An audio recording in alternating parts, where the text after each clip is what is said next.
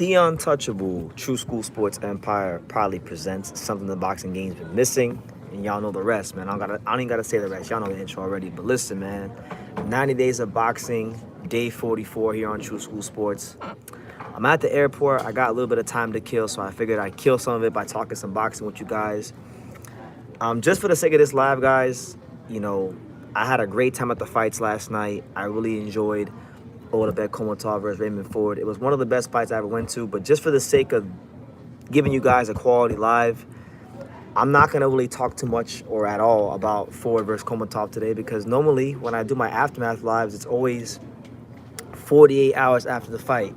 So I'm going to give it another 24 hours after this, and then once I get home to the normal setup back in South Florida, I'll make sure I give you guys a real quality live for Ford Komatov and just the aftermath of breaking that down. But it was a great fight. Credit to Ford. He's a true champion, and he really made a lot of people believers last night. So, respect to him, and I'm looking forward to seeing, what's next in his career. But yeah, in the meantime, anything else regarding boxing that's not Komatov Ford related, we'll get to it here on True School Sports, because I want to give you all the official, real deal live stream tomorrow when I get back home to South Florida. But shout out to everyone here.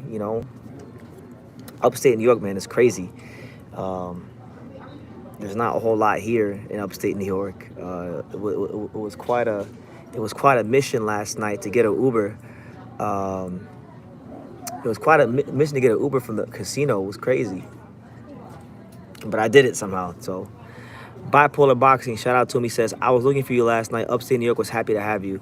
Yeah, man, I was around. I was moving around the casino. I mean, we didn't cross paths, unfortunately. But, I'm sure there'll be other fights. Get in touch with me on Instagram. At Just a Kid from Dania on Instagram. Or Twitter at True School Sports. I did get a chance to meet a lot of people. It's still funny to me how, like, when I go to these fights, people start staring at me, and I think they got a problem with me, and then I find out, no, they just watch the channel, and they want to say what's up. So it's cool. It's cool when that happens, and I had a great time meeting some of the subscribers that were at the fight last night, like my guy James from Boston, my guy from Ottawa, TL Boxing. He was cool too. So it was a great time, man. It was one for the books. But now after 32 days, 4 fights, 10 boxing gyms, 32 days away from South Florida, I'm ready to go back home, man. I'm ready to see some damn palm trees and some sunshine and some beautiful, voluptuous Latin women. I'm ready to see that when I get home. MEZBX wants to know, what airport is this? The one in upstate New York. I'm not gonna, you know the one. I think it's the joint in Syracuse. I'm at the Syracuse airport, but just killing time, man. Good to see you. TGJ Entertainment says hi. Good to see you, man. What's up? What do I think of Joshua versus Francis? To be honest with you, I know the fight's next week, but I haven't really thought about it too much.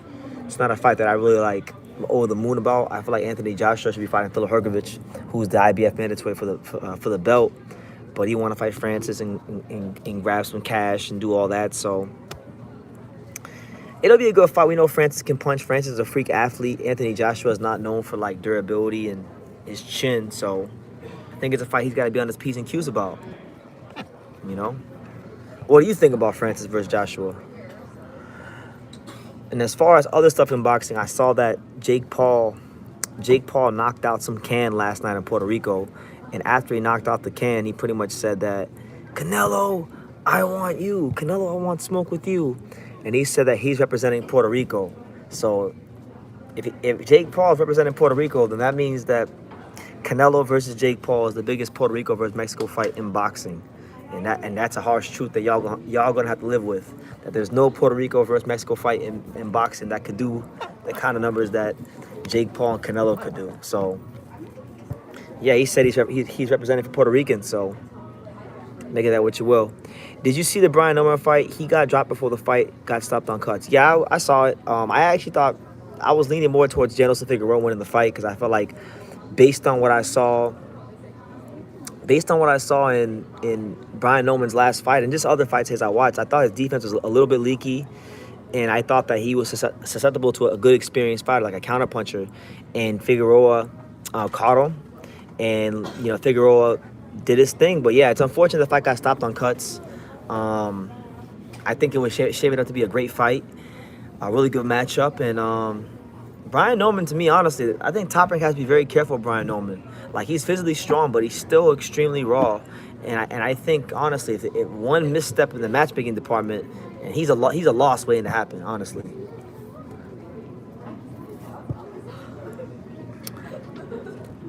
I could be Abuchi's making a serious comeback. Have you been aware of that? Love you, bro. And shout out to my man, Pamaroon. Love you too, man. I love everybody here, man. I love everybody in the world. By the way, guys, there's 13 of you guys here. I'm running on empty. I'm on fumes. I'm giving y'all the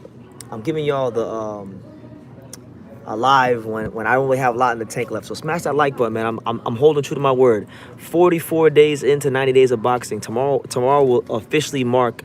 Tomorrow's Raymond Ford Komatov Aftermath Live will be the halfway point of our 90 days of boxing. So hope you guys have been enjoying it. I know I've been enjoying it. I feel like, I've grown as a person in these last 44 days. It's crazy. But as far as I could be Abuchi, I remember a couple years ago, I'm going to say it was like 2019, 2017. Somewhere, it was years ago, they were talking about him making a comeback, and he just never made it. So if he's talking about it again, I haven't been aware of it. And I could be Abuchi is very, very old. I mean, I don't think he should be trying to come back in box, to be honest with you. But, far be it from me, little old True School and BT, to tell one of the top heavyweight contenders in the world at one point what the hell he should do. If you want to fight and you can fight, then go ahead. But I personally don't think he should. M Easy says, I think you're right about Brian Norman. Yeah, no, Brian Norman's good, but like, look at his career. Brian Norman is a guy that comes to you he's from Atlanta. So a lot of his fights, he's got like 20 something fights. So you would think that with a guy with that many fights, he'd have a higher skill level. But a lot of those fights were just, fighters where he didn't have big time promotional backing early on. So they just paid whoever to be the opponent. And Brian Norman padded his record up real nice and built up a good knockout record for himself. But ever since they stepped him up to guys like Quentin Randall or, even a guy like, let's say, last night with Boca Chica, those guys are third-rate contenders, and he couldn't really do much with that last night. So, again, Top Rank's got to be very, very careful. And I'm looking very forward to seeing how they move him and how they try to develop Brian Norman Jr., because he's a strong fighter. He's good, but not the guy I'm highest on when it comes to top-ranked prospects, or just prospects in general, but a solid talent, See what else going on in boxing apart from anything on Top Rank last night? Because I really do want to say that for tomorrow. Because tomorrow I'll have more energy and it'll be a better live. But he says, I don't know how this popped up in my feed, but I'm here. I just smashed the like button. I'm a big combat sports fan. I gotta run, but keep putting in work. I'm gonna check out more of your stuff soon. Yeah, man. Hey, welcome, man. It's good I'm glad YouTube did the right thing and pushed it out to you, man. This is really the home of boxing. This is the place you want to be. If you say you like, I'm not an MMA guy, but if you're trying to learn about boxing or just keeping up to date with the sport, this is definitely the place to be. It's the home of boxing. So welcome, man. I always love seeing new viewers and then people from all over the world come support True School Sports. What happens to Joshua's career if he loses his next fight with his fellow Nigerian? If Anthony Joshua loses to Francis Ngannou, Anthony Joshua has disgraced boxing. He's supposed to clean Tyson Fury's mess, so clean the damn mess, man. I don't know what happens to his career. I'm sure he can still fight Deontay Wilder. They got the Deontay Wilder fight in the back pocket anytime they want it. So I would anticipate if he loses to Francis, or even if he beats Francis, that Wilder fight is always there. But guys, do me a favor. Let me know where you guys are watching it live from, like what city, what state, what continent. I want to see how international we are on the broadcast. I'm in upstate New York. Much respect. Okay, good to see you, man. I don't see why they're messing with Ngannou. He is dangerous. It's all down to money. It's all down to money, because why would they go fight Filip Hrgovic, who's dangerous, for way less money when they can fight Ngannou for way more money, MEZBX says the Bronx. What did Pete Dobson say when he fought Conor Ben? I'm from the Bronx, you heard? I'm from the Bronx, you heard? Shout out Pistol Pete. Let me see what's going on. Let's check the schedule out for next week. Cause I know we got Ngannou versus Joshua and all that stuff. Let me see. We got Steve Rolls versus Stephen Butler March 7th in the Canadian Clash. And then you got Anthony Joshua versus Ngannou, and that's really it. You know, not the. That's still that's gonna be a good card though, because you got Nick Ball and Ray Vargas in that card. You got some good fights in that card. So next week will be a decent week of boxing, and then what? March 13th, you got Hot Rod Kalajic versus Sullivan Barrera on Pro Box. So it ain't too bad. G. Nunez says, I discovered you when I was researching Odebrecht versus Ford. I love following true boxing lovers. I appreciate your content from Texas. Shout out to Texas, a state that I used to reside in. Shout out to all the fine folks in Texas, Dallas, Oak Cliff, McKinney, you know, what's that one city? A lot of towns in Texas I've been in. Houston, San Antonio, but you know, I lived in Dallas for a year, so I got love for Texas. Got a lot of friends out there, got family out there.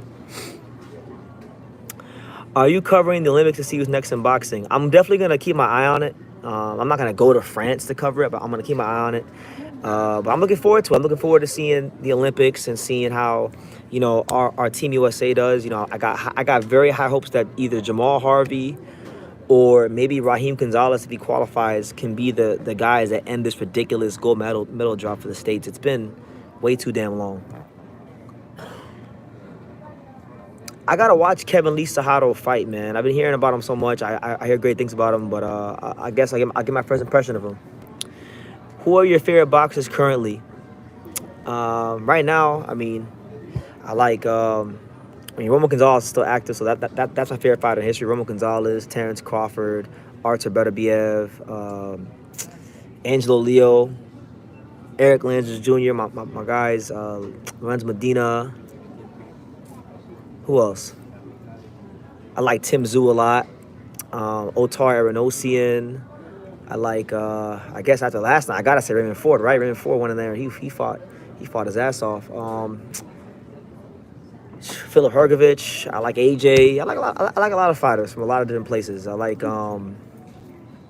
Jaron Ennis is great. I mean, there's so many fighters in so many weight classes. You can just go on and on and on and on. Giovanni Santiago was fun to watch his last fight.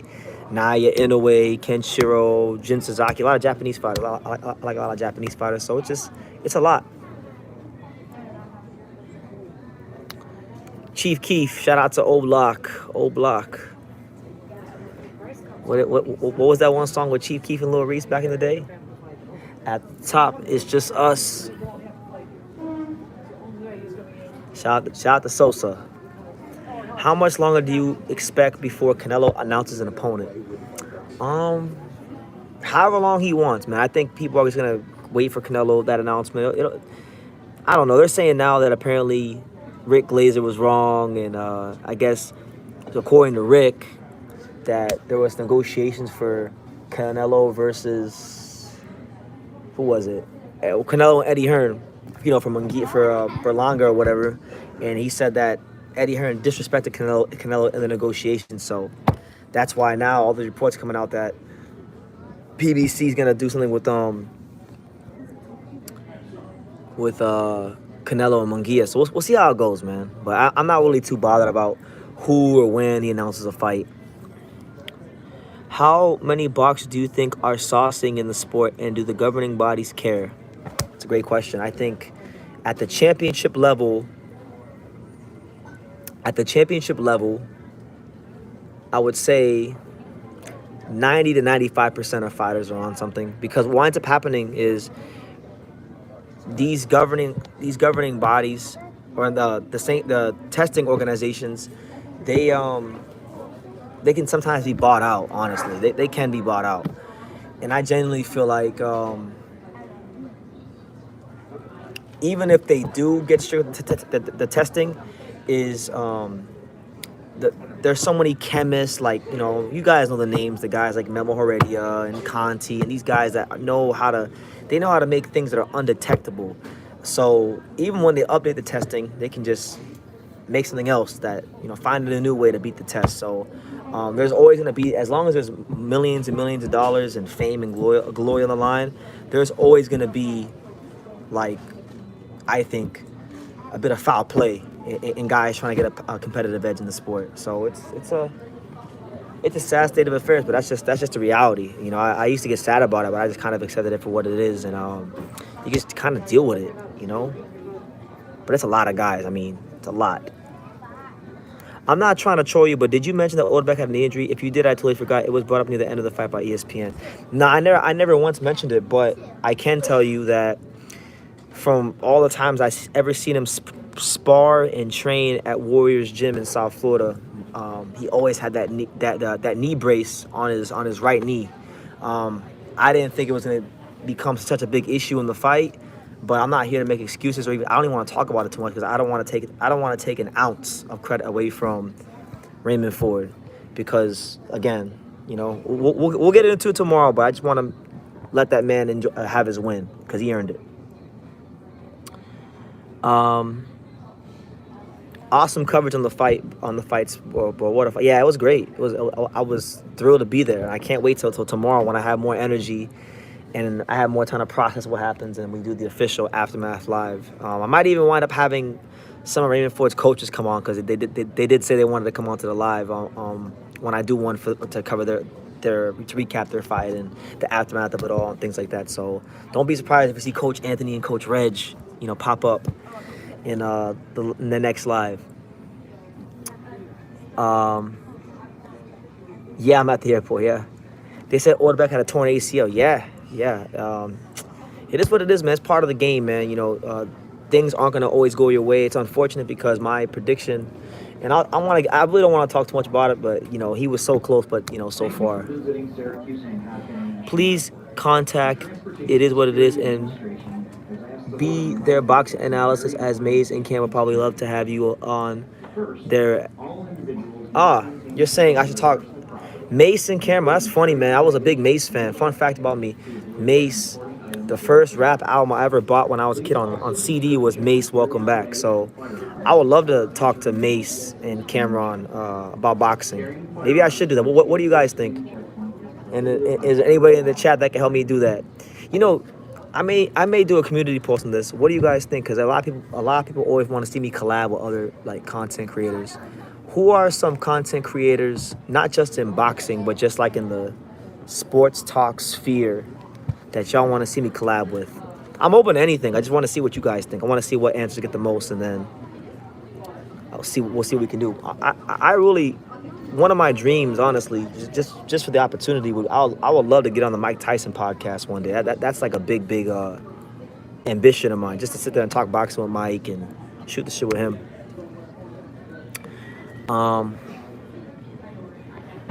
Dante's Boxing Nation. Yeah, I met Dante back in 2016 once at the WBC convention. It was after a Holyfield interview, and he mentioned how good I was, you know, back then. Aki TV and 78 Sports. Okay, I mean, I don't know if I don't think 78 want to do one with me, because 78 don't. I mean, from back in the day, I know he don't like me. And, you know, people are sensitive. They think because I pick against fighters they like that I hate black fighters, or I hate, you know, like Mexican fighters or Eastern Europeans. I've been criticized of being a hater of every nationality in boxing, but, you know, I wouldn't rule it out. Mike Tyson would be easy. Just reach out. I tried last year before I went to Japan. I tried to reach out to Mike, and it was to no avail. So I'm gonna try again. I'm gonna keep trying, and maybe, you know, if God wills it, I'll love to talk to Mike, because I feel like I've interviewed so many guys he's fought. You know, I'm cool with Stacey McKinley, who trained him, so I feel like I've already met Mike Tyson without even meeting him. But so I gotta actually meet the guy for myself, and I know he's like a boxing encyclopedia. That dude knows boxing history like the back of his hand. I mean, sharp. Get back with the boxing voice for some debates. Ness, all right, yeah. I still talk to Danny on Instagram sometimes, and you know, I just saw Ness in Florida. That'd be good. Yeah. Again, I don't want to talk too much about Komatov versus Ford, because I want to really save it for when I have energy. I really don't have no energy, guys. I'm running on E. I'm just running off of just discipline right now. But yeah, I think he should have taken the knee as well. But we'll say that for tomorrow. on the official Aftermath Live when I'm back home. The first live of me back in South Florida. And it'll be the halfway point, the official halfway point of our 90 Days of Boxing series. So, yeah, man. There's 23 of you here, so make sure you smash that like button. It's your boy BT, the untouchable True School Sports Empire, live from a not-so-luxurious location. We're at the airport, killing time before we got to get on this flight. Chief Keef said, do a collaboration with Southpaw 773. Listen, he came on here one time, 2022. He don't like me, or at least he blocked me on Instagram, so that might be kind of hard. So, you know. So Southpaw, so you guys said Southpaw, you guys said Dante's Boxing Nation, Key TV. So basically, all the channels that think differently.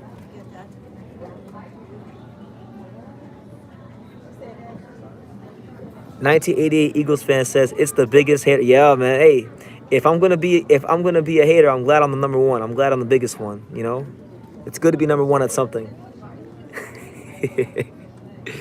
Start tagging the folks you want to vibe with. Yeah, man. I'm gonna make a list myself. I'm gonna make my own personal list of like channels I want to collab with. Yeah, I met Coach Malachi at during the fight week for Teefma Lopez and Jermaine Ortiz. We exchanged numbers, so he's supposed to bring me on his channel actually, but we haven't talked about it since. So when I get back to Florida, I'll get up with him.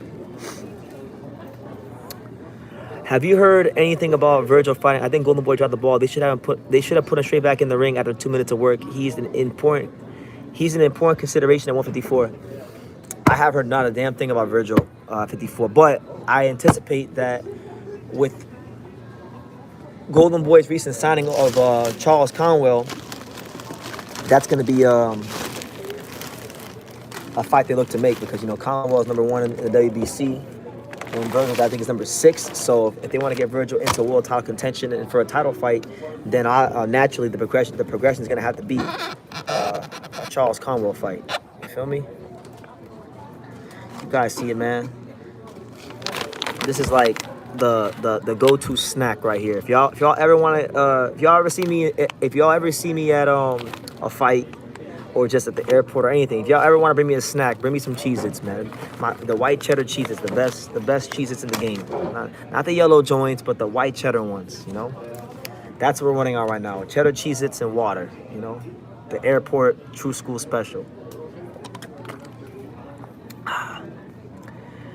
Authorized seller Australia says, "Hey BT, thanks for the coverage, mate. Nice work." You know what's crazy, guys?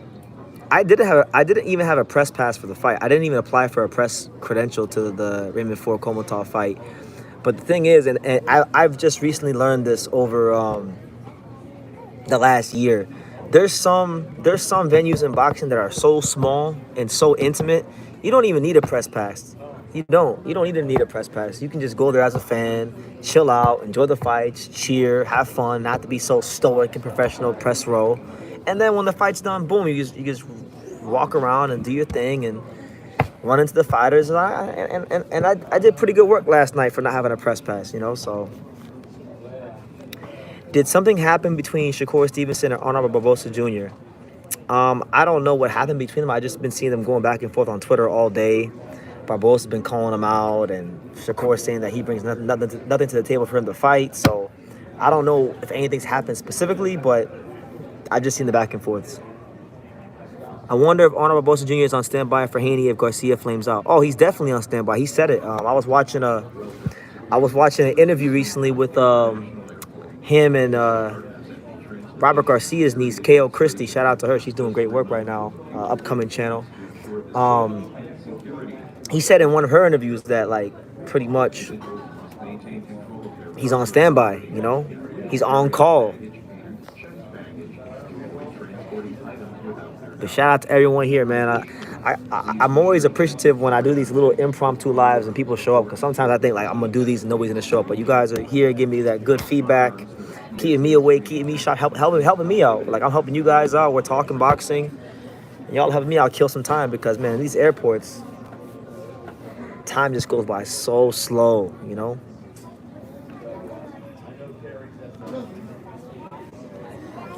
But yeah, just to give you guys, like, I guess my itinerary coming up, I'm going to be in South Florida these next 3 weeks and some change. So I'll be home for the next 3 weeks in my normal setup at the True School HQ. And then March 29th, I'll be back in Arizona for Sinisa Estrada and Yoko Valle. And then March 30th, I'll be at Zoo Thurman. And then April 6th, I'll be at Diego Pacheco or Richard Hitchens versus Gustavo Lemos. And then, yeah, and then after that, who knows? But gonna enjoy it. Caleb says, when is Angelo fighting in Plant City? I may go. I can't disclose the date because, you know, I could get in trouble, but I can tell you that it's going to be very soon. It'll be in the next 4 to 6 weeks. That's what I can tell you. That's all I can say. I don't want to give dates out. I don't want to give out opponents, but it'll be in the next 4 to 6 weeks. So just stay tuned for the date. The date is coming soon. I already know who he's fighting. I can't say it, but I know who he's fighting, and I think it'll be a fun TV-friendly fight. You know, and I'm glad for the third time in 5 months, Angelo Leo's gonna be fighting. So, you know, after watching him last night, after watching Ford last night, and you know, I don't want to get too deep into it because I want to save it for tomorrow. But I think that belt at 126 that Ford just won is gonna go vacant. So I think Angelo could be fighting for the world title by the end of this year. Do you have any projected upsets for 2024? For the upcoming fights, I mean, I have to look at the betting lines, but I think I don't know who the favorite is in Valdez, Liam Wilson, but I think there could be an upset in that fight, depending on the betting lines. Usyk against Fury could be an upset, but I don't have any right now that stick out.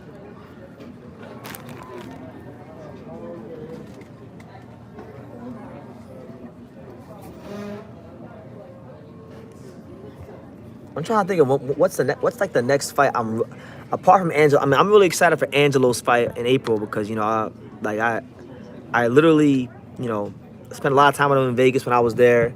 There were some nights where Angelo went out to do his road work, and guess what? I was the one running with him doing his road work. So I know how hard he works. Like, I really know how hard that kid works. I know how much he loves boxing, and he's developing really nicely. And I can't wait to see him, God willing, fight for the world title. I don't care who it's against. I just want to see him fight for the world title later on this year. A guy like him, you want to be champion for boxing because he really loves boxing. Like, all he does is watch boxing. He don't watch TV shows. He don't watch movies. He just watches boxing. That's. Is there a fight that's too big for Bud to chew? I don't think so. I think Terrence Crawford can deal with anybody. I like Terrence Crawford. I mean, people will say Canelo is too big for him to chew. I think Crawford could win that fight, but I think it's pointless, and I would rather see Crawford fight guys close to his weight class like Jaron Ennis or Tim Tszyu. So, listen, Terrence Crawford's an elite fighter, great timing, amazing balance. I mean, there's so many positive adjectives I could give to describe Terrence Crawford and what he brings to that boxing ring. But unless he's gonna go up to like heavyweight or something like that, or light heavyweight or 68 or 75 or something like that, I would never completely rule out Terrence. I'll probably say Canelo, just because Canelo is gonna be at that weight, and you know if he does it without taking the proper fights to adjust to the weight, then it won't bode well for him, more than likely. Zepeda has a huge advantage on 135 opposition because his sparring partner is Subriel Matias. He's used to work rate and heavy shots. Hopefully, we can get Zepeda versus Stevenson or the winner of Tank versus Frank. Zepeda against anybody, any of the top guys at 135 versus Zepeda is an amazing fight for boxing. You know, he's one of the premier volume punchers in the sport, and I think that he's must-see TV. Preferably, I would like to see him fight the winner of Tank versus Frank, just because I would like to see Zepeda in there with somebody who's an explosive puncher, not a come forward guy like a Mexican volume guy, but I'm talking about an explosive, quick twitch, you know, puncher. You know what I'm saying? Shout out to my main man Mark Blake with the $10 super chat. Much appreciated, Mark. He says, shout out, bro. You're a hard worker. I've been following you for years. Keep up the great work. Thank you, Mark. I appreciate people like you that contribute to the channel, and Yeah, man. Uh, I can't believe I'm about to be 30 next year. That's crazy to me because I remember covering boxing when I was like 22, and now I'm about to be at 30. So I'm really developing, I feel, and coming into my own. I can honestly say, out of all the years I've ever covered boxing, I've never loved boxing more than I love it now. Um, just because like I feel like I've been through a lot in the sport, covering it, behind the scenes, seeing what fighters go through. Just I got other aspirations in the sport. Like I want to manage fighters at some point, and I think that might be something we get started on at some point this year. But man, just thank you, man. I love boxing, and I'm glad people like you enjoy my work enough to contribute your hard-earned money to super chatting and things like that. So thank you, Mark. God bless.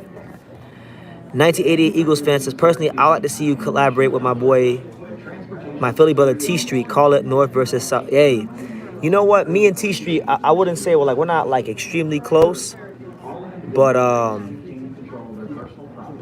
we're not close or anything like that. But we have like a big mutual respect because I remember when he went into his coma some years ago. I remember like I sent him a nice like what was it GoFundMe donation back then, and I've always respected him because he's like one of the top channels here on YouTube. He's like one of the few guys that's been here even before me, and I've been here for a while. So yeah, I would definitely like to collaborate with T Straight because he knows boxing and he's a great content creator and he's an amazing boxing mind. So yeah, that's probably one of the guys that would be towards the top of the list. Shout out to Philadelphia. Shout out to T Street. I was happy to see you and Sugar Ray Ford make up. That was real. What a great chin he's developed. Yeah, man. I would definitely say, man, I've never been. It's weird because you think after a loss, I'd be angry or upset or disappointed. I wasn't upset or I wasn't angry. I wasn't even sad. It was actually probably one of the coolest losses I've ever taken in boxing, because they were so cool about it. That was a great moment. And listen, I tweeted it during the 5th round of the fight on Twitter.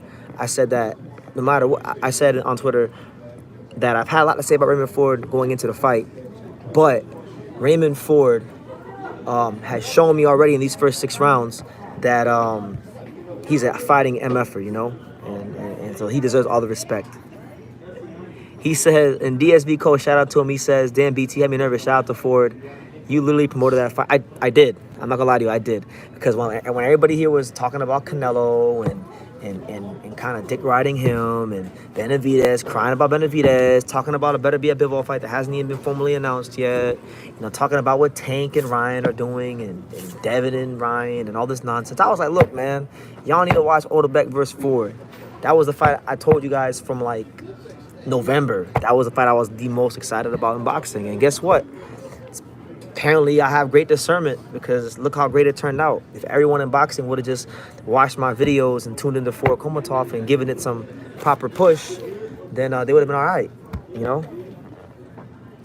He says, I cashed out of my Odebek bet at plus money and got 50. There you go. Good. Shout out to you, David. I'm glad you came out ahead because I know a lot of people that bet on Odebek last night, they didn't come out ahead.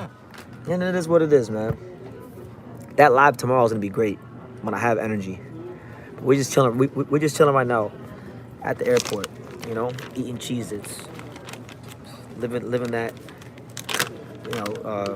bringing the road show to a close. The True School Road Show has been 32 days long, and the True School Road Show will be put on ice until late March when we go back to Phoenix. I'm going to Arizona for the first time for that fight with Valdez and Liam Wilson is the main event, but the real reason I'm going there is for the Sinisa Estrada Yokobai fight, the sexiest fight in boxing.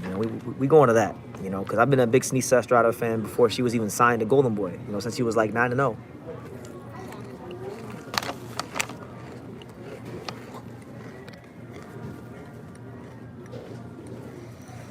Nosy Williams says, hey BT, you are working hard. I'm trying my best. Really, really trying my best. My parlay was already cooked by Lopez getting the knockout, but I was still shaking during the 4th fight. It was that intense. Listen, that's how I was. I think it was the 5th or 6th round where Ford had Odebek hurt. I was losing my damn mind. You know, and it's funny because I don't know if y'all saw, if y'all watched my post-fight review video, some of Raymond Ford's, I don't know if they were his friends or his family, but people that had Raymond Ford shirts on, they were in front of me. And they were like, after the fight, they were like, yeah, we heard you cheering for Bruce Lee. We heard you, you know. It was fun, man. It was just a lot of fun. I had a good back and forth with Ian Green, who's from New Jersey, you know, good friend of mine, middleweight contender. You know, he was telling me, Raymond Ford this, Raymond Ford that. I'm like, nah, man, nah. You know, he not being older back, but. Has anyone checked up on Ryan Garcia? Listen, man, it was cool. Like, I thought it was cool what Ryan was doing with the model. Like, it was good promotion. You know, he wants to talk about, you know, drinking and not doing drugs and things like that. Honestly, now the kind of trolling he's doing, and I hope it's trolling, the whole like 666 devil thing, it's just weird, and it sounds like a big cry for help. Honestly, he's got some demons. He's got to really work through, and hopefully he can cast his burdens and turn to the man upstairs, the Lord. You know, you got to get Elijah Flores on. He's the next one. Yeah, I know about Elijah Flores. Elijah Flores, I saw him fight on the last Jake Paul card in Orlando. He beat a Mexican fighter named Javier Mayoral. And good fighter. I've actually talked to him on Instagram about doing an interview on here. We just gotta set the date up. I still got interviews I gotta do. I gotta interview him. I gotta finally reschedule that Oshaki Foster interview, because you guys may remember I was supposed to interview Oshaki Foster like a couple days before his fight, and then he canceled on me, you know. So that he does kind of owe me an interview. His manager kind of owes me setting that up, because he was supposed to do it. I set it up, and then they flaked on me at the last second. So it is what it is.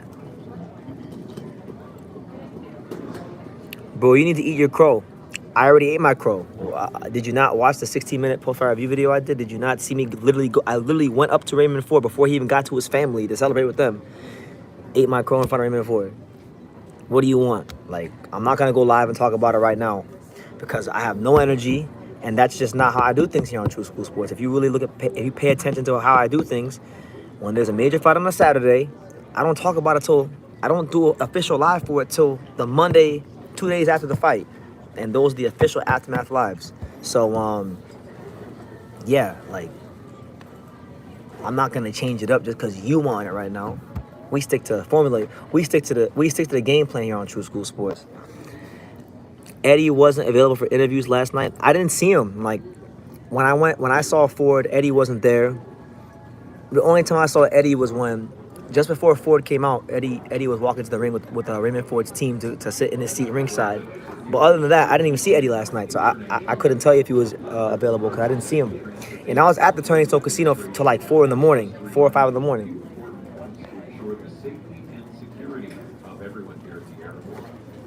Everyone traveling on Delta Flight 5084, service to Detroit out of D24. My name is Jules, along with Susie. It's our pleasure to welcome you on the flight today.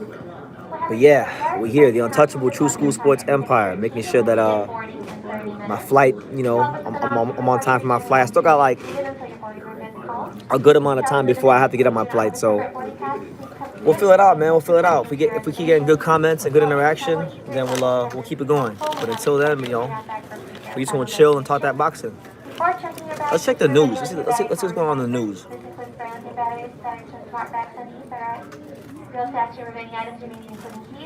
But to go back to Eddie Hearn, well, I'm going to say that for tomorrow, man. I don't want to get into anything for Komatov related. I just don't want to get into it now because it would be better if I did it tomorrow, which is what I'm going to do. BT, Eddie was behind you when you talked to Ford's cameraman. Was he? He was behind me? I didn't see him. I didn't see him. Are you planning on going to see Haney versus Garcia, or are you staying home for that one? I'll probably stay home for that one. I wouldn't rule it out because, you know, boxing can change, especially in my life. Like, I could tell you something right now, and it could change by the time the fight comes. So right now, it's probably a no. It's not a fight that I'm eager to get out to because I feel like the whole boxing media is gonna be there, and it's not a fight that I'm like the most excited about. But we'll see, man. We'll see how it goes.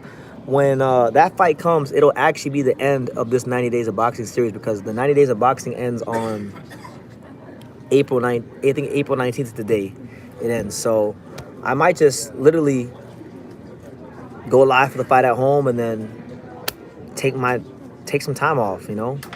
We'll see. I don't know. I'm not even thinking that far ahead. I'm just trying to get back to South Florida in one piece and get back home to Pops and be back in my room and True School HQ and play some PlayStation and see some palm trees, see some beautiful Latin women, just South Florida shit,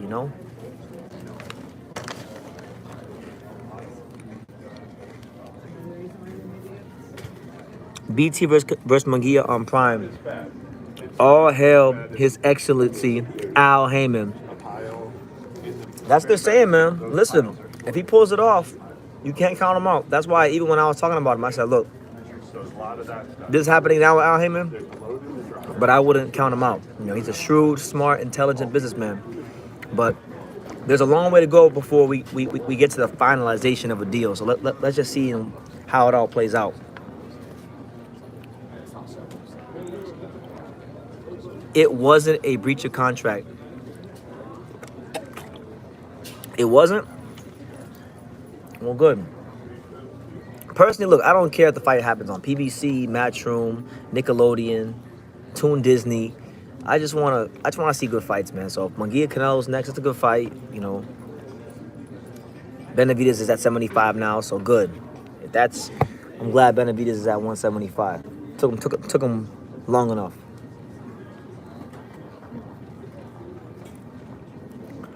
A breach of contract ends in court. Yeah, and they're not in court, so that makes sense.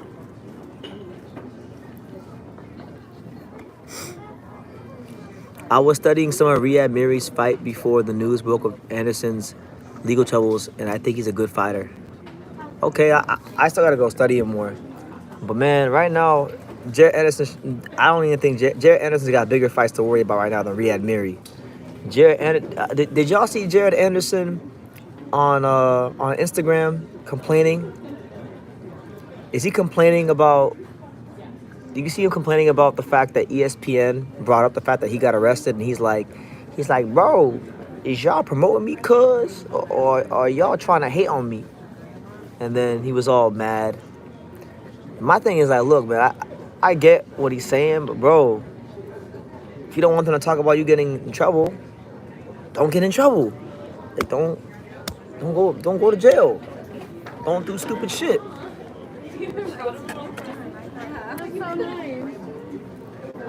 Carell says, yeah, man, Toon Disney.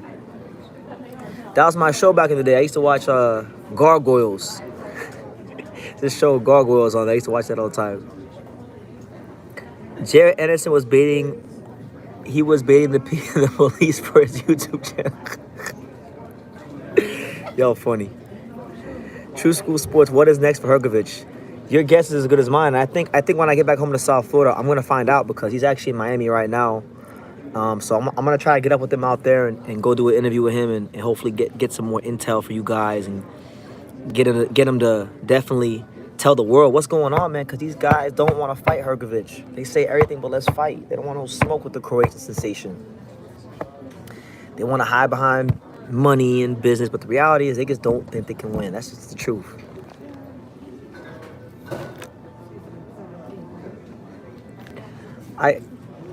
Yeah, he's not a heavyweight. I hope Riyad Miri versus Jared Anderson's a good fight, but I'm not gonna lie to you and sit here and say that it's a fight that I got circled on my calendar. I don't give a damn. The only time he got stopped was by a big puncher, and it was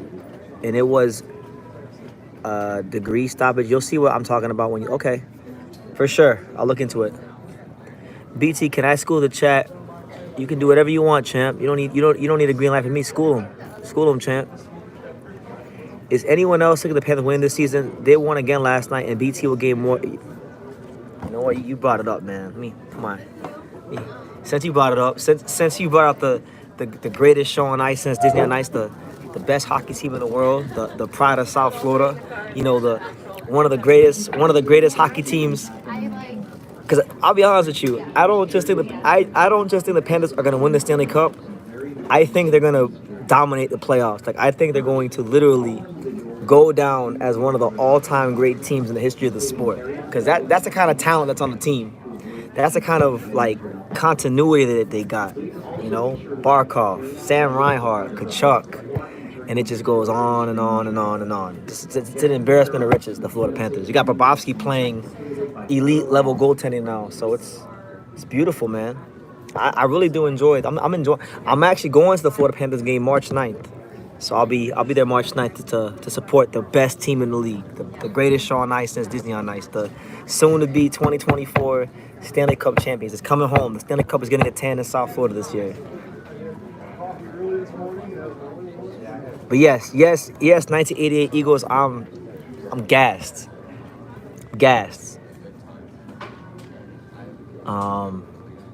Tim Anderson might be a sneaky good pickup for the Marlins. Yeah, he might be. I'm not really too crazy about the Marlins right now, but you know, we'll see how it goes. Tim Anderson was really good at one point, so let's see. Let's hope he can do something. Could you ask Hergovich in an interview about the Dubois call-out? Of course, we're gonna ask him about that. You know, they got history. You know, they to my knowledge, from what Hergovich has told me, they sparred in London at the Peacock Gym, and he beat the brakes off of him when he was younger. So I know that's a fight that he wants. And that's a fight that I think right now, for both men, makes a lot of sense for the heavyweight division. So let's hope so. Let's hope it happens. When you sign a multi-fight deal, the names are never signed. They only put it on a term sheet and a verbal agreement. You can always renegotiate. Yeah, exactly. Yep, that's correct.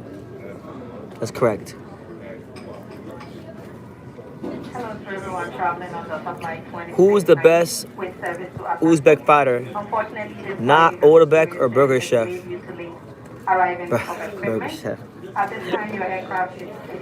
Who's the best Uzbek fighter? Not the best Uzbek. Madrimov. Madrimov's pretty good, and he's gonna get his shot to become champion. But I know a lot of people are very high on Jalalov. I mean, I'm not the highest on Jalalov. He's a good fighter, but has a crazy amateur background. I don't know if he could fight the Uzbek style at heavyweight. You know, that regimented, you know, southpaw, the Uzbek style. You can't do that shit at heavyweight. I don't think so personally. It worked in the Aibas. It worked in you know, that setting, but to do it in the heavyweight division in the pros against, I don't see it. Who do you think will win between Parker and Zhang, and how? Man, after last night with Ford, I don't even want to make predictions, but I've been pretty adamant that I think Parker's gonna outwork him. I think Zhang is a great aggressive counterpuncher. I respect Zhang a lot. He's got big heavy hands. He's dangerous for anybody in the world, but I just think what's going on with Parker right now is that he's been fighting a lot. He's fought 4 times last year. He's got a granite chin. He definitely has hand speed. He's got championship experience. I mean, I just think that he's wrong for Zhang, honestly. That's my opinion.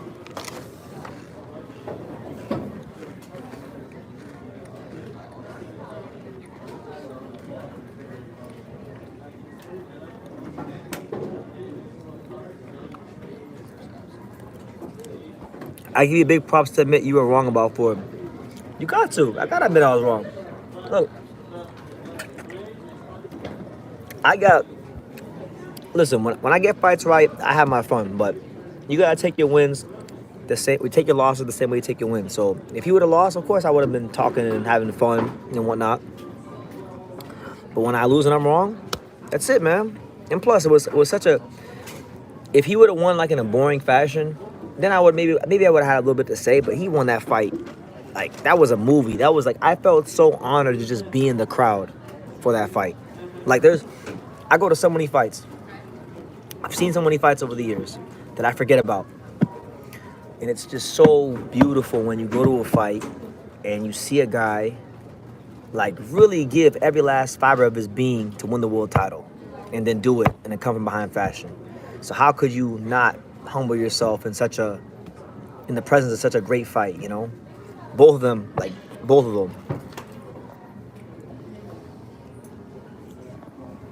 Parker has Andy Lee in his corner. Since he's had Andy Lee corner, he's had the Kronk style, and it's been working very well for him. And Andy Lee knows how to push the right buttons, you know. Odebeck is a good guy, nothing to be ashamed of. No, he's not. I mean, no, he is a good guy. He's a very good guy. I have a lot to say about Odebeck tomorrow on the live because when I got to the airport today, we actually, if you guys saw the short that I posted earlier, me and Odebeck actually got to TSA. It was crazy. Me and Odebeck got to TSA at the same time. So, you know, I had a chance to talk to him and Antonio Diaz and a little bit of his team. So, you know, there's some things to say about Odebeck tomorrow, but I'll save it for tomorrow. What do you think about Hrgovic not signing the contract for Jared Anderson fight? What contract? What contract was ever passed away for Jared Anderson? Where's the proof of that? Because I'm pretty sure Hrgovic would have fought Anderson.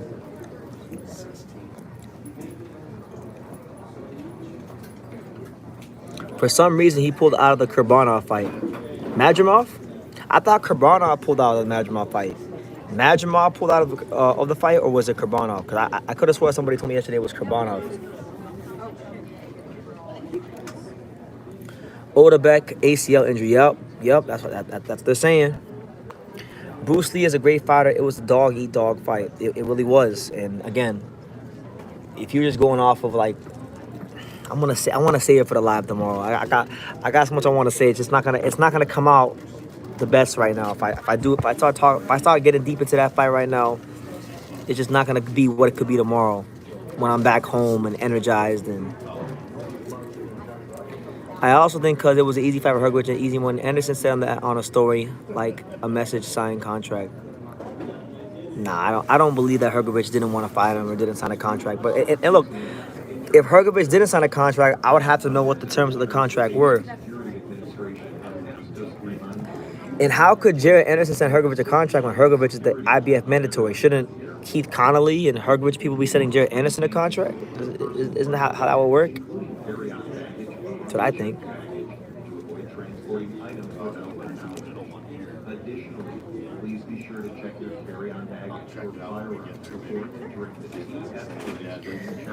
Yeah, man. Oh, can't wait to be home. I'm not gonna lie to you guys too. Like going between going to that fight, going to the Hall of Fame, being around like Angelo Leo for as long as I was around him, and my boy Eric as well.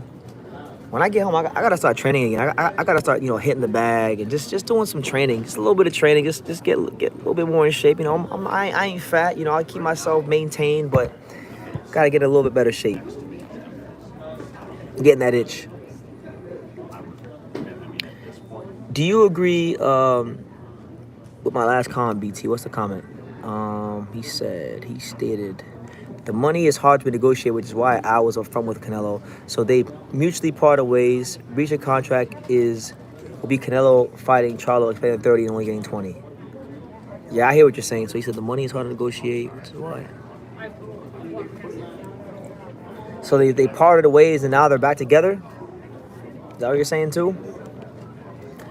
Both fought great, but clearly Kovalchuk was a step ahead the entire fight. He just got caught. It happens. It's boxing. Yeah, he was. He was a step ahead. I had him up 6. I want to say it for tomorrow, man. But I had him up. I had him up going into the last round. That's all I will say. Is Hrgovic working with Ronnie Shields? Yeah, he's still with Ronnie Shields. He just comes to Florida sometimes to do like little camps in between, like just like maintain himself. His wife, Marianella, beautiful woman, she's very fond of the South Florida area, so that's why Hrgovic comes and does his thing when he's not like in camp. Al will drop a new agreement with more. Yeah, we'll see. Honestly, I really don't give a damn what happens when Canelo. Just announce the fight so people can shut the hell up about Canelo and who he's gonna fight next. Because it's getting annoying. It's annoying. The whole time I've been away from Florida, which is now 32 days, that's all I've been hearing about is Canelo this and Canelo that. Like, man, just hurry the hell up. Get write up the contracts. Me in the middle. Like, come on.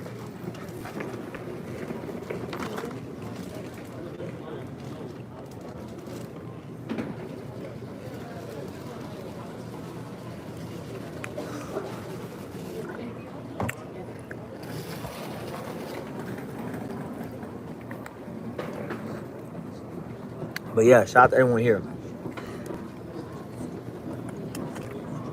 He put hashtag glazed. Yeah, Rick Glazer about to get fried on Twitter. If Canelo fights Munguia, he's already getting fried. What fight are you excited for next? Angelo Leo's fight, but I can't tell you the date and I can't tell you who it is. But it's a good fight, fun TV fight. That'll be in the next 4 to 6 weeks.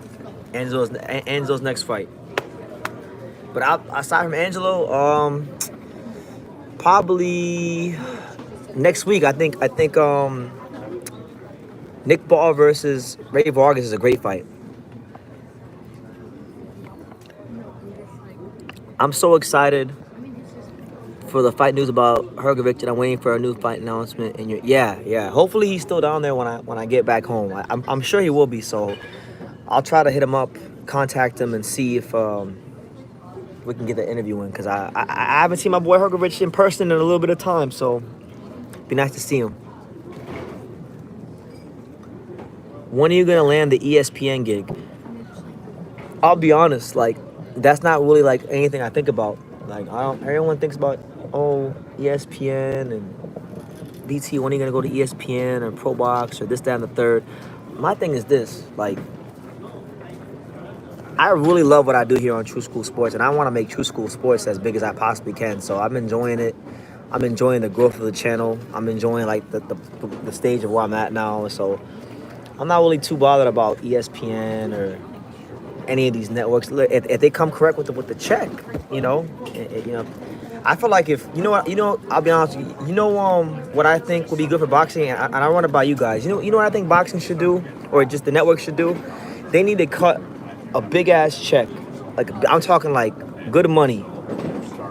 I want a podcast with me and Sean Tatel on ESPN. And I want to do like I want to break down things like old fights, like just fights that nobody talks about, like Stevie Johnson versus Jose Luis Castillo, or like what was Floyd Mayweather's best weight class, like just topics like that, like or controversial stoppages in boxing history, debate on that. Just like I think me and Sean Tatel, a podcast on ESPN will be great, but they gotta come correct, man, because Sean's been covering boxing for now. What has it been for Sean? It's 2024, so I know for him it's been like at least he's gotta be 13 years deep, at least 13, maybe even 14 years deep. Me, I'm what am I? I think I'm at 2015, so I'm 9 years deep now. I'm 9 years deep now. I'm 9 years deep. He's like 10 plus years deep. So they need to give us what we want, cut the bag. Cut the check. He says, man, you deserve a bigger platform. I agree with that. But I'm grateful for what I have here. And, my numbers go up every single month. So I'm not really like too bothered about anything. But if ESPN or Pro Box or anybody out there, any of the networks, they want to do something with me, make me contact me. I'm pretty easy to talk to and get a hold of. Like I'm a very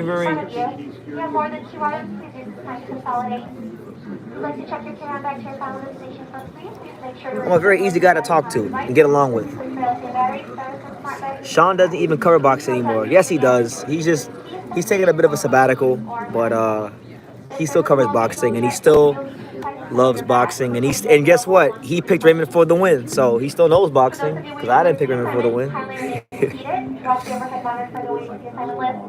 Who do you think is next point for Dillian White? Can it be a Matchroom versus Queensberry promotion event against Dubois? I'm not really too bothered about Dillian White, to be honest with you. Like Dillian White is not a guy that I think about too often these days, but I would like to see Joseph Parker get a chance to avenge that loss, because that Dillian White loss sits very not well with me. I thought Parker was better than Dillian White, and he just caught Adrian Broner syndrome in that fight and didn't let his hands go. So I would love to see them run it back, because their fight was really good. I want to see him scrape that one off his resume.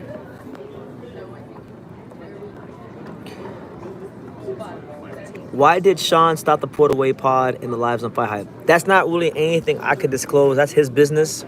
I know the reasons why, but that's his business. I'm not gonna disclose that here. But he still loves boxing. He's still one of the best in the game, apart from me. You know, and I got all the respect in the world for him. And I would love if I'm gonna throw it out there, like ESPN, anybody who got the check, who got the money, cut the check and let me and Sean cook, man. Get the boxing fans content that they need on the biggest platforms, apart from Fight Hype or True School. Do you think Tony Yoka's career is finished? Tony Yoka's career never really began to me. Tony Yoka has proven himself to be not as advertised. So it never really began. I was never really big on Tony Yoka. Is he still on Fight Hype? Yeah, he's still with them. So the Put Away podcast doesn't come on anymore. Yeah, man, just look, man. That's his business. I don't want to sit here and start talking about his business. That's his business. But that's my guy, and I love him, and I'm cool. I know his family. I know his son Leo. His son Leo. Shout out to Leo. He calls me Uncle BT. So I know his son very well. I know his wife. I seen his daughter when I was in Vegas recently. I know his family. I know him really well. That's from fuck boxing. That's one of my best friends in the world. Without boxing, that's one of my best friends in the world. But that's his business. I wish Johnny Combat was here so the Canelo news would actually be fun. Oh yeah, see now if he was here, he'd get me fired up, cause he would go off no matter what. Speaking of featherweights and super featherweights, someone finally made a YouTube video on the fourth fight on the great rivalry between Bobby Chacon and Rafael Lemon. I've never watched that fight, but I've heard a lot about it. I've heard a lot about that fight. That's a fight that I've seen people mention over the years. Correct me if I'm wrong. Was it fight of the year? Did that fight win fight of the year at any point? Because I feel like when I was at the Hall of Fame yesterday, I might have actually seen it on the wall. Damn, y'all trying my boy Sean Porter. He says Port Away podcast does come on, but it stinks 80% of the time. Dang, well I'm not here to down Sean Porter. I love Sean Porter's my guy. I haven't watched him a whole lot, honestly, since Sean left because I don't have time to watch much content that's not my own. And when I do, I normally like watching Sean. So if he's not on there, odds of me watching content aren't going to be as high. But Sean Porter, shout out to him, man. He's doing this thing. I know he works very hard and he cares about delivering you guys good content. So, I'm not going to down talk Sean. Yeah, that's why I saw it, because yesterday at the Hall of Fame, they had a whole wall, and on that wall, it literally said fights of the year, and I just remember seeing that yesterday. So that's probably why it rang a bell. 1982 fight of the year. Okay, I gotta go ahead and check that out. It's a good fight. But it's the untouchable True School Sports Empire, live from the airport. Tired as an MF. Still giving you guys boxing talk. Still doing my 90 Days Alive. Almost at the halfway point. The halfway point will be tomorrow when we do the official Comatau Ford Aftermath Live. My man, where did I see it? Saw a comment. Henderson said, BT, can we talk about Ford's potential opponents at 30? Or do you want to? I want to save all that. Everything Comatau Ford related, I want to just save it for tomorrow. Just because I feel like if I start talking about it now, it's not going to do you guys or me or the fight any justice. I want to have energy tomorrow. You'll see. Shout out to Porter, in my opinion, but it's hard to be a boxing content creator and not watch the fight. Why is he? Well, okay, so put me on game. Is he not watching the fights? Because isn't that part of the job? Isn't he supposed to watch the fights? Because he's not fighting no more, so he's got to watch the fights. So what do you mean by that?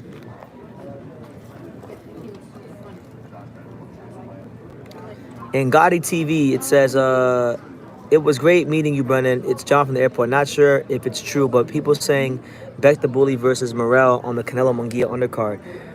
John, it was great meeting you. You were the first person I ever met in upstate New York, so I knew when I first met you that even though this is going to be a short trip, I knew that this was going to be hard. His question was that People are saying Beck the Bully versus Morrell on the Canelo Munguia undercard.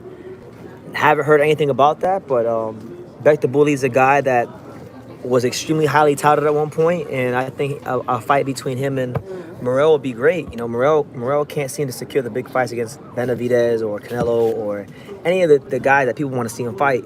So Beck the Bully, you know, is someone that they want to go ahead and trying to fight. You know, two power punching southpaws.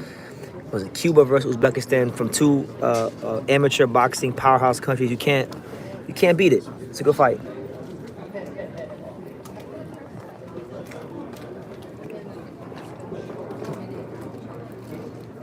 Dude, Sean's dad, would Sean's dad be willing to train any more fighters, amateurs included? His dad still works with fighters. He's got a couple fighters signed to the promotional company. I forgot the names though. Rafael Cedeno, Yuri Cedeno, the Dominican. I know his dad works for him. His dad's still in the game doing his thing. It's not big names. So it's like when it's not the big names, you know, he's out the limelight, but he's still active, training guys. Sean Bailey watches fights and doesn't know a lot of fighters. Zattel was a boxing nerd that he needed to feed off of. Yeah, look, it's tough, man. I know Sean Porter's I know Sean real well. Not real well, but I know Sean well enough to know that he's a busy man. He does a lot of freelance work, going fight to fight, so he may not be as well versed as a guy like me or Sean who just are degenerates and watch all the fights. But he definitely puts his best effort in, and I respect him. I think Fundora is gonna lose that fight against the Ukrainian guy. We'll see. It'll be a good fight, man. I like that fight. To me, that's the real main event. Martin Bakoli's trainer has been talking about Bakoli, why he's been avoided, but why didn't he sign a contract with Hrgovic after Yoka when, yeah, that's a great question because Tony Yoka was going to fight Hrgovic, but then he couldn't fight Hrgovic because basically he already had that contract with Bakoli in place. Bakoli beat Yoka, so that's an underrated point. That should have been his move. That should have been the play right there. He should have been trying to fight Hrgovic next fight, but he didn't do none of that. He just twiddled his thumbs, and he was happy with what he had, and that's why he's at where he's at now, doing nothing. You know, as the afterthought of the heavyweight division. Just a good fighter, but not doing a whole lot.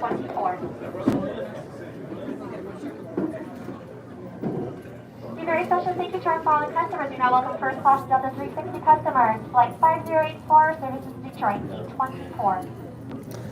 Shout out to everyone here. We in over an hour of boxing talk in the books. So I'm to the point, guys. Like, well, look, I'm so tired. You could ask whatever you want. I would welcome non-boxing related questions. I would invite them right now. We're at that part of the live now where it's like we talk so much boxing that if you don't want to ask boxing questions, you could ask non-boxing related questions.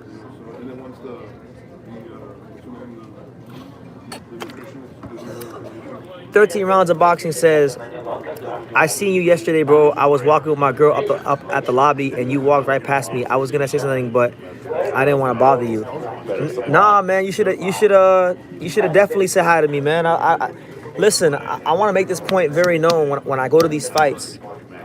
Unless you see me like in the middle of an interview with somebody, if I'm just walking about and you see me, please say hi. I love meeting people from YouTube and whatnot. Yeah, man. Next time you see me, say hello. I'll be at more fights, so I'm sure you'll see me again. But hope your night was good with your girl and things went well and you enjoyed the fights. But yeah, man, definitely say hi next time. No, I'm a regular guy. Nobody's gonna bother me. Like, I love meeting boxing fans that love this sport like me, because there'd be no True School Sports, there'd be no BT, there would be no Untouchable if it wasn't for guys like you. So definitely say hi next time. Did you like the Hall of Fame, Brendan? Did I like the Hall of Fame? Look, I'm gonna show you. I'm gonna show you guys right here. All right. So now we're gonna do a little bit of show and tell. Did I like the Hall of Fame? I love the Hall of Fame. And do you know what I loved about the Hall of Fame? They had a gift shop, and inside the gift shop they had like the old ring from Madison Square Garden, like the original ring from Madison Square Garden with all the big fights that happened. where all the big fights took place. And right next to it, they have like this section where they sell a bunch of boxing memorabilia, like pictures and portraits and all kinds of cool stuff.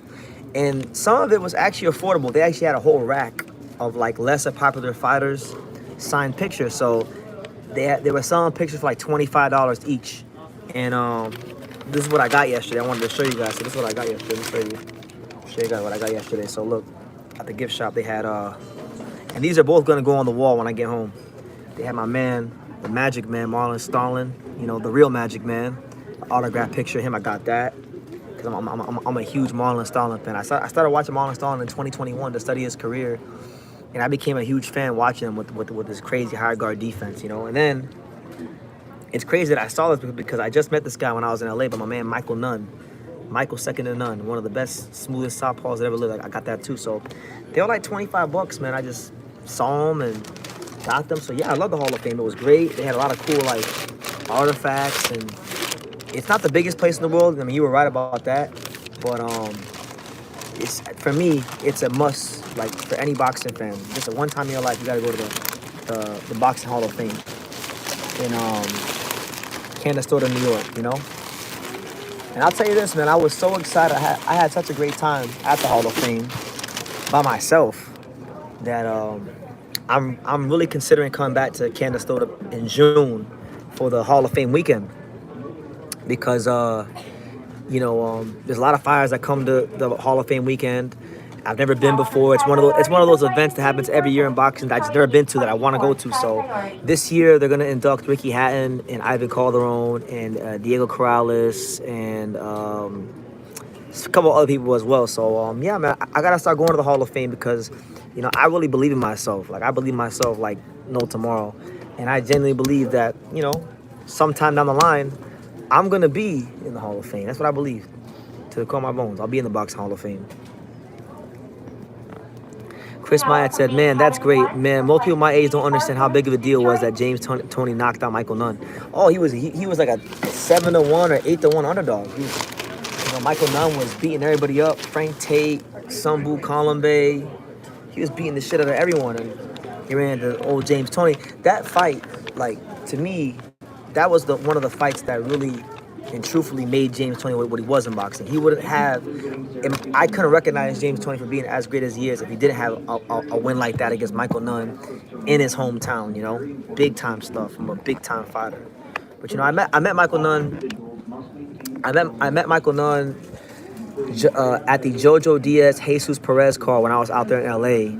And you know, they oftentimes say like it's not good to meet your heroes. You know, and Michael Nunn, for me, even though I wasn't old enough to watch him fight, when I learned who he was, he became like a guy that I really like loved watching fight, going back watching his fights. This dude was like the coolest dude in the world. Like Michael Nunn was the coolest guy, one of the coolest fighters I ever met in my life. He sat there, we talked for like 20 minutes, 30 minutes. He said that he wanted to do some interviews with me in the future. And we exchanged numbers. So I'm probably going to give him a call when I get home just to see what's up with him. I got his number in my phone. That's crazy to me. Caleb says, how did you feel about Avatar 2? I just watched it the other night. I don't know, man. I haven't seen it. I didn't even know there was an Avatar 2. The only movie that I know that's out is I think Kung Fu Panda. Is it Kung Fu Panda? I don't know, man. I don't really watch a lot of movies like that. The only movie that I like to watch is Paid in Full.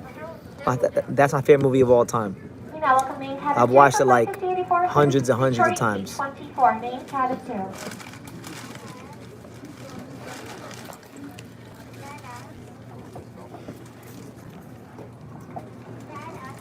Thank you. It's the nice pickups. Yeah, man, they were pretty cool. You know, I can't go into that gift shop too much at the Box Hall of Fame. I'll go broke. I'll be in debt for life. They got so much cool stuff there. I just want to buy everything.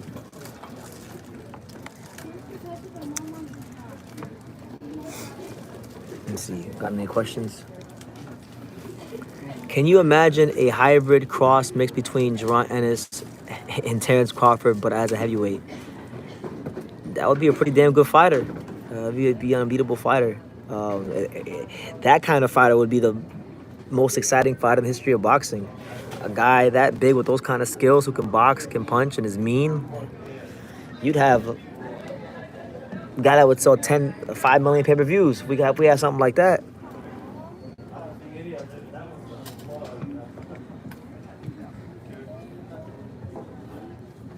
He says time in a profession doesn't guarantee you a paycheck. It's about the numbers you put up. I saw the podcast first and then try to sell it.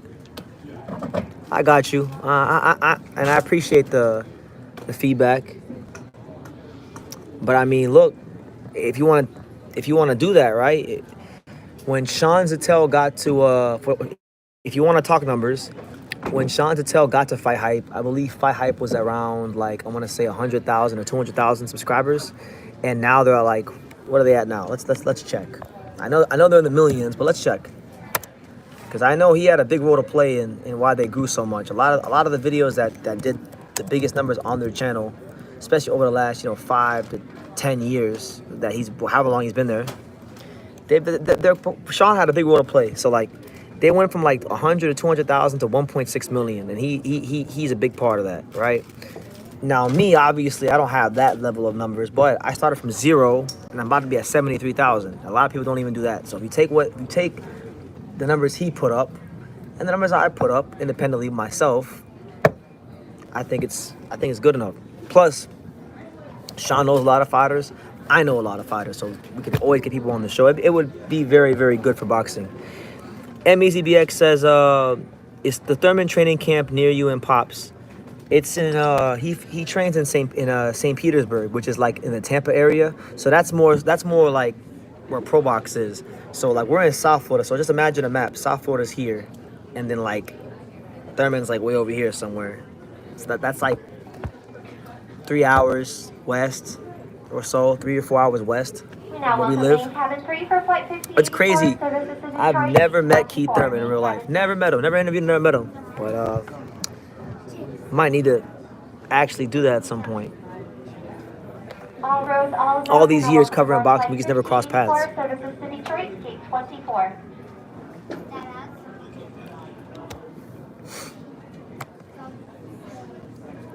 Man, that's crazy. Demetrius Salida's over here on boxing scene talking about Vladimir Shishkin should be next for Canelo. I like that. That'll never happen, but shout out to Demetrius Salida trying to push for Vladimir Shishkin. With service to Atlanta, also P23 today. My name is Tressa, and I'm here with my Hold on, guys. Louisa. Gotta make sure. And it's a pleasure to welcome you on this flight today. 63. We will be departing at 6:43 p.m. and we'll begin our boarding process in about 20 minutes. All right. 20 minutes? Okay, shit.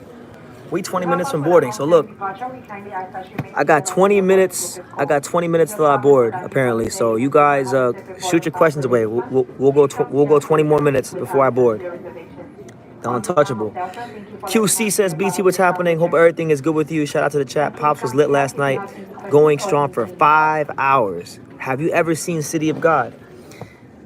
First and foremost, good to see you, QC. And yes, shout out to Pops. He did his thing again on the live, held it down again on the live. City of God, yeah, I've seen it. I saw it in 2015 or 16, I think. That's that movie in Brazil, right, with the favelas, and it kind of depicts like what goes on in the favelas over there in Brazil. I think so. Federal regulations allow each customer one carry-on bag and a small personal item that must fit under the CDM policy. Great, really good, really intense movie from what I remember. We're happy to check your carry-on bag. What about Macabre versus Jake Paul? Please remove any Shit, why not? I'm sure Macabre would take a dive. The dive that he was going to take against Canelo, he'll take it against Jake Paul for more money. Nah, but Macabre was a former cruiserweight champion, so obviously, if Jake Paul fought him, that's a great fight for Jake Paul.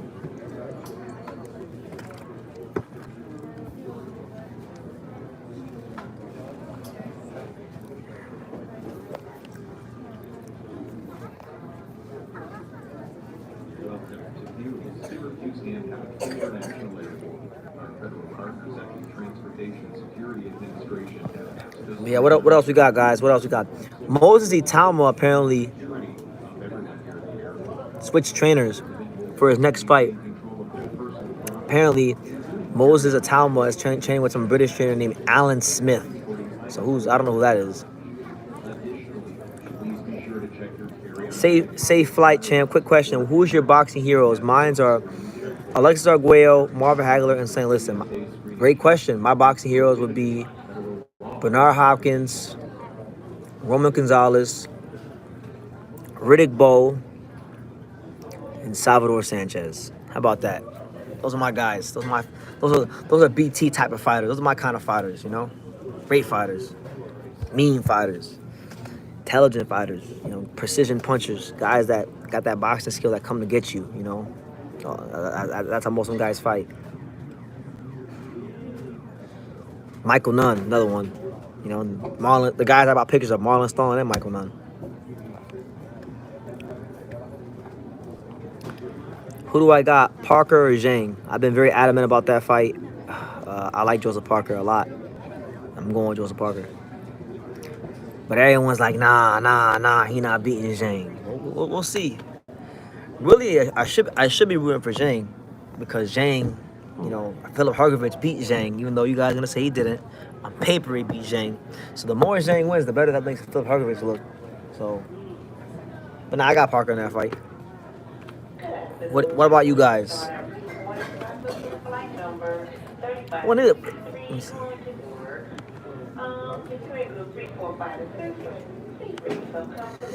Who do you love? Y'all remember that song by LL Cool J? Who do you love? Are you for sure? I ain't much of a singer. But we get the job done. Who do you think is next for Hunter? Michael Hunter? He said the biggest ducker on the planet. I don't know, man. Last I heard of Michael Hunter, he was talking about Team Combat League. He was a Team Combat League fighter. He was a Team Combat League GOAT. I think if Martin Bakole keeps messing about, they should do that rematch. Or Michael Hunter could fight. I want to see Michael Hunter fight Jared Henderson. That'd be a good fight. Two skilled, smaller heavyweights from the USA. Why not? I got Zhang. BT is just a hater. How am I a hater? I'm no damn hater. I like Zhang. I'm in the minority, but a serious, well-trained bow would have been all wrong for Lennox Lewis. No one can ever change my mind, and I'm right there with you, MEZ. Riddick, listen, man. A focused, fully conditioned Riddick Bowe. Not just Lennox Lewis. Like, respect to all the great heavyweights, but not just Lennox Lewis. But I think a fully focused. Now I'm gonna sound like the Adrian Broner fans, but a fully focused, well-conditioned Riddick Bowe, I think gives any heavyweight in the history of boxing hell. I mean, that's how good he was. I've met a lot of fighters. He's one of the smartest fighters I ever met. Riddick Bowe used to like wrap my hands and train me at the heavyweight factory 5 years ago. And so in doing that, I got a chance to kind of see how he thinks about boxing. And such a smart guy, man. I learned so much just being around him. When I talked to him about boxing and certain things in the ring, it wasn't hard to see how Riddick Bowe went as far as he did. You know, he had everything under the sun except, you know, discipline. Everything. Granite chin, fast hands, inside fighting, outside fighting, mid-range fighting, uppercut, left hook. I mean, double jab. I mean, everything you could possibly want. Riddick Bowe was good, but him and James Toney are the Shaqs of boxing. Yeah, that's a good question. I never thought of it like that, but yeah.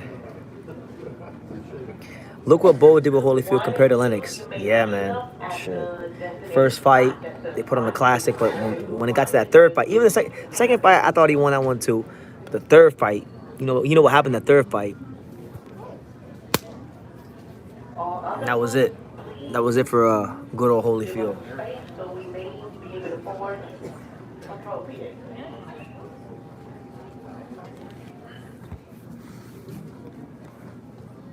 Shout out everyone here, man. We here making it happen.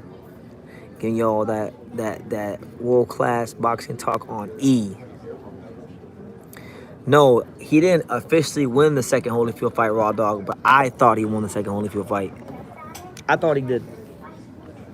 They didn't give it to him, but I thought he won. Personally, my favorite Tank fight, Leo Santa Cruz. I went to that fight. I remember it was like the first time. It was like one of the first major fights after the pandemic. It was me and my boy Felipe. He took me to the fight, and you know, I used to have a big thing against Leo Santa Cruz because Leo Santa Cruz, I thought, just ducked and avoided so much competition when he was champion. So even though it was wrong for PBC to do Leo like that, I was glad when he got stretched. Good. That's what he gets for not fighting Crawford. That's what he gets for not fighting Guillermo Rigondeaux back in the day. That's what he gets for, you know, just not fighting Gary Russell Jr. It's what he got. You know, you reap as you sow. You want to duck fights, you want to avoid, you want to fight insurance workers. Well, that's what happens. You fought Tank, and you got stretched. You know.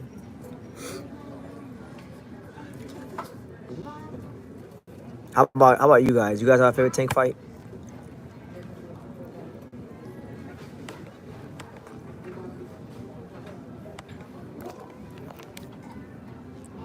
Lennox fought an older Holyfield, right? He did. He fought Holyfield like towards the, I'm gonna say like the late 90s at the Garden.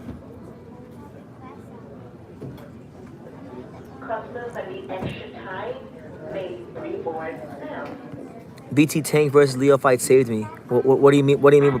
What do you mean by that? Like, how did it save you?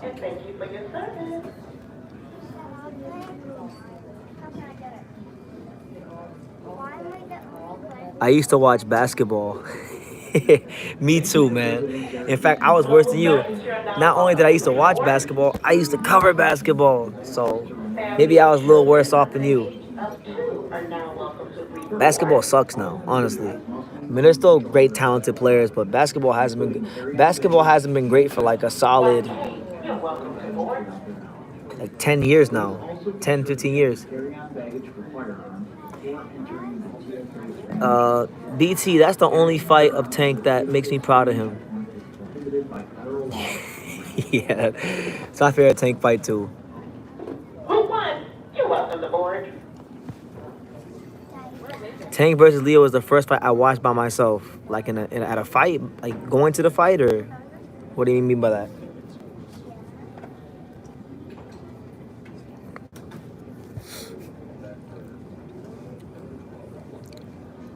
All right, 2 minutes, guys, because I'm gonna have to start getting ready to board here in a second. So 2 more minutes, and then we'll wrap it up because I'm getting a little tired and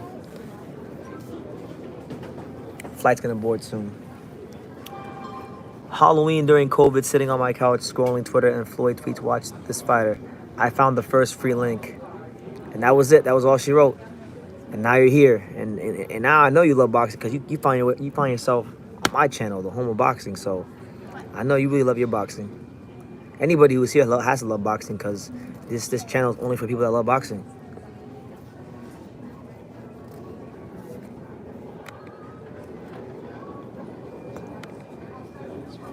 He said, "I'm down bad now." Yeah.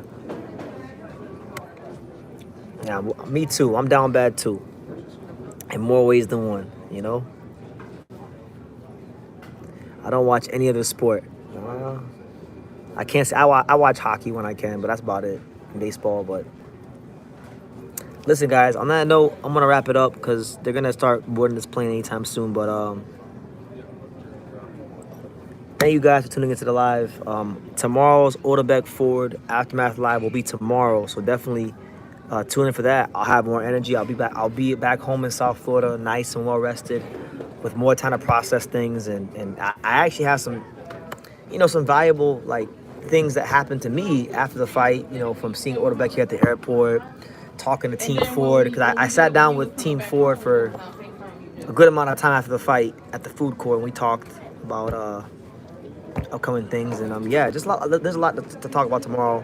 We'll get to it tomorrow, but until then, you guys have a great night. Thank you for just helping me kill an hour and a half, and like I say in every single one of these videos, you can love me or you can hate me, but I'm just a kid from Daniel. So until next time, take care, guys.